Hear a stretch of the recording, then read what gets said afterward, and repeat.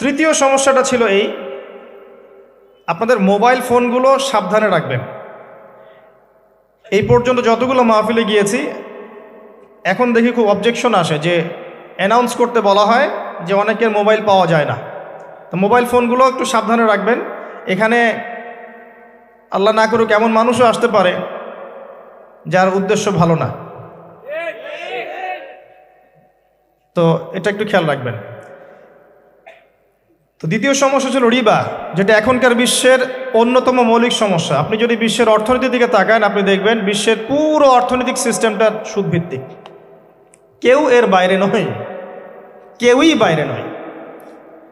আমরা এমন একটা যুগে বাস করছি যেখানে কেউ যদি সুদ থেকে বাইরে থাকতে চায়, যে আমি মোটেই খাবো না, একবারেই খাবো না, টোটালি খাবো না, তারপরেও তার গায়ের মধ্যে সুদের ছিটা ফোটা লাগবে। আমার কথা বুঝতে পারছেন? এটা সেই যুগ। কিভাবে লাগবে সেটা সম্পর্কে জানার জন্যে রিবা কেন্দ্রিক যে বইগুলো আছে, আল্লামা তকি উসমানের বই আছে, ইনশাআল্লাহ আগামীতে এটার উপর বিস্তারিত আলোচনা আসবে। এগুলো পড়েন এবং শোনেন, ইনশাআল্লাহ কাজে দিবে। শুধু এতটুকু বলবো, যে খায় যে দেয়, যে সাক্ষী থাকে এবং যে লিখে রাখে, উভয়কেই, এই চার শ্রেণীর মানুষকেই নবী সাল্লাল্লাহু আলাইহি ওয়াসাল্লাম সমান অপরাধী বলেছেন। পুরো সিস্টেমটার মধ্যে এগুলো পড়ে যাবে।